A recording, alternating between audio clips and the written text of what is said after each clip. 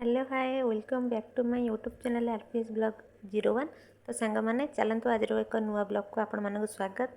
चलतु आज video start करवा। तो सांग मैंने आमर आज पलि आसी माछ रूपचांदी माछ सब बेले रोही माछ आसे। आज टे इच्छा है रूपचांदी माछ खाइक और रूपचांदी माछ सहित जेहेतु तार टे कंटा अधिक से आम पीयूष पे आसी चिंगुड़ी।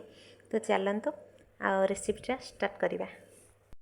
तो फाइनाली सांग मैंने मुझे माछ को पूरा धोई धाई पूरा फ्रेश कर नहीं लुण हल्दी गोल पकई गोलैकी आउ सांग मैंने देखते आम पीयूषर भी चिंगुड़ी रे लुण हल्दी पकईकि मुझे गोले नहीं माने माछ को चिंगुड़ी टोटाल गोले नहीं आउटे मु पीयूष चिंगुड़ी भाजुची मु चिंगुड़ी भाजुची सेपटे आम पीयूष कहे मामा मत चिंगुड़ी दियो मु खाइबी।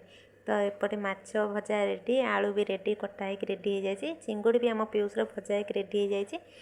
तो फाइनाली सांग मैंने ये पूरा मसला कषा हो रेडी हो जाए मुझे मसला माने पकेला बेले टे वीडियो क्लिप नहीं पानी कहीं जेहेतु छोट छुआ घर आम पीयूष मत हैरान करता जेहेतु माछ तरकारी कौटी तेल पड़ कि कौन एका एका भिड कर मुझे क्लिप नहीं पारनी।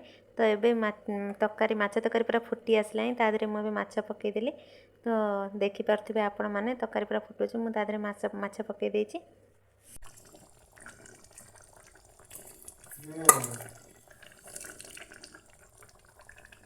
तो फाइनाली सांग मैंने तरकारी एवं फुटीगला मुझे खंडे आंबुल पकईदेली कहीं तरकार टेस्ट टी अलग आसो।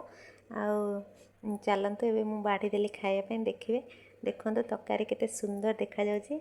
तो फाइनाली सांग मैंने आपण मानक आज भिडियोटी केमती लगे आपण मैंने कमेंट मध्यम आमको जनइबे लाइक करेंगे शेयर करेंगे एंड सब्सक्राइब करेंगे। तो आपण मानक घरे को मैंने एमती फोन देखिकी खाऊँच आपण मैंने मत कमेंट आगे कहे। आमर सबु बेले खाइला बेले रुद्रंकर आगे फोन दरकार खाइब पछे पछरे पड़ जाए फोनटा तांकर आगे। आपण मैंने को मैंने एमती कर मत कमेंट रे कहिबे।